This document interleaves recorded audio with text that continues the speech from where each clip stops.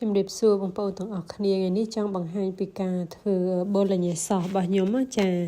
នេះគឺជាទឹកពេញប៉ោះដែលខ្ញុំបានធ្វើខ្លួនឯងខ្ញុំកខ្ញុំកិនហើយលាយគ្រឿងរួចស្រេចហើយចាបើសិនជាបងប្អូនអត់ចង់ធ្វើខ្លួនឯងយើងអាចទិញទឹកពេញប៉ោះដែលគេលាយឲ្យស្រេចក៏បានដែរចាគេមានដាក់គ្រឿងឲ្យមកកំ pl ចាតែនេះខ្ញុំធ្វើខ្លួនឯងចាដោយសារខ្ញុំចូលចិត្តការធ្វើខ្លួនឯងនឹងវាឆ្ងាញ់រសជាតិវាខុសពីយើងទិញស្រាប់ចាអញ្ចឹងបានជាខ្ញុំចូលចិត្តធ្វើខ្លួនឯងចាហើយគ្រឿងដែលខ្ញុំត្រូវធ្វើបូឡាញ៉េសហ្នឹងមានដូចជាខ្ញុំធ្វើពីសាច់មាន់បងប្អូនសាច់មាន់ហ្នឹងខ្ញុំដាក់តិចទេតែជា3ខាំអីទេចាខ្ញុំច្រាំឲ្យម៉ត់ហើយនឹងមានដូចជាខ្ទឹមបារាំងចាទី1គឺយើងត្រូវឆាខ្ទឹមបារាំងសិនណាចាឆាខ្ទឹមបារាំងឈ្ងុយសិនទៅចាំចាក់សាច់មាន់ចូលចាបើសិនជាបងប្អូននេះអត់ចង់ដាក់សាច់មាន់ដាក់សាច់គោឬសាច់ជ្រូកក៏បានដែរអត់អីទេអត់ជាបញ្ហាទេតាមចំណូលចិត្តទេចាហើយខ្ញុំឆាខ្ទឹមបារាំងឈ្ងុយដាក់សាច់មាន់ចូលចាយើងញីវាឲ្យបែកដើម្បីកុំឲ្យវាស្អិតណាចាហើយគ្រឿងដែលត្រូវដាក់មានតែអំបិលម្រេចហើយនឹងជីអូរីកាណូទេចានិ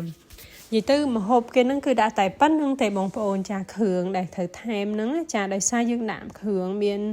រសជាតិអំបិលម្រេចអូរីកាណូជាមួយទឹកពេញប៉ោះហើយចាហើយចំពោះផ្នែកបន្លែវិញខ្ញុំមានដូចជាការ៉ុតហើយនឹងស៊ូឈីនីចាខ្ញុំមានសេឡារីមួយមុខទៀតប៉ុន្តែខ្ញុំភ្លេចថតបងប្អូនគឺដាច់ខាតត្រូវតែមានសេឡារីការ៉ុតហ្នឹងគឺសំខាន់ជាងគេហើយចាប៉ុន្តែអានេះខ្ញុំដាក់លាយស៊ូឈីនីដើម្បីឲ្យមានបន្លែខ្លះឲ្យកូនញ៉ាំមានជាតិបន្លែចាអញ្ចឹងខ្ញុំដាក់បើសិនជាបងប្អូនអត់ចូលចិត្តក៏មិនបាច់ដាក់ទេចានេះទៅតាមចំណូលចិត្តទេបើសិនជាយើងញ៉ាំនៅហាងគឺគេអត់ដាក់ទេស៊ូឈីនីគេដាក់តែការ៉ុតហើយនឹងសេឡារីចាហើយពេលឆាឆ្អិនអញ្ចឹងហើយទៅយើងអាចចាក់ចូលទឹកពេញប៉ោះចាដោយសារផ្ទះខ្ញុំវាតូចចាអញ្ចឹងទៅខ្ញុំយកមកចាក់នៅក្នុងផ្ទះទឹកពេញប៉ោះអញ្ចឹងណាចាហើយទឹកពេញប៉ោះខ្ញុំធ្វើរៀងច្រើនចាបងប្អូនបើសិនជាបងប្អូនធ្វើតិចយើងលៃតាមនឹងទៅហើយអាចដាក់ស្រាក្រហមបន្តិចដែរនៅពេលដែលយើងឆាបងប្អូនចាហើយបន្ទាប់មកខ្ញុំចាក់ប្រហិតចូលប្រហិតខ្ញុំទិញស្រាប់ទេបងប្អូនប្រហិតសាច់គោបែបស្ទាយរបស់អ៊ីតាលីចាហ្នឹងខ្ញុំទិញមកពីខាងផ្សារ Costco ចាប្រហិតហ្នឹងឆ្ងាញ់បងប្អូនយើងមកធ្វើ spaghetti អញ្ចឹងគឺត្រូវគ្នាចាហើយទៅយើងបិទភ្លើងរម្ងាស់ប្រហែលជាជិត1ម៉ោងអីចឹងទៅបងប្អូនបើកភ្លើងរឹមអាសាគោចាហើយនេះនឹង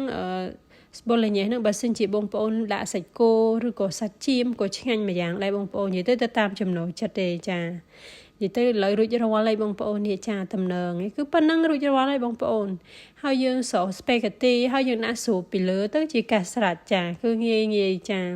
ហើយបើសិនជាយើងញ៉ាំអត់អស់ហើយយើងអាចទុកទូកកក៏បានដែរពេលណាយើងចង់ញ៉ាំយើងអាចយកមកម្លាយយើងគ្រាន់តែស្រោស្ប៉េកាទីទៅគឺបានហើយបងប្អូនចា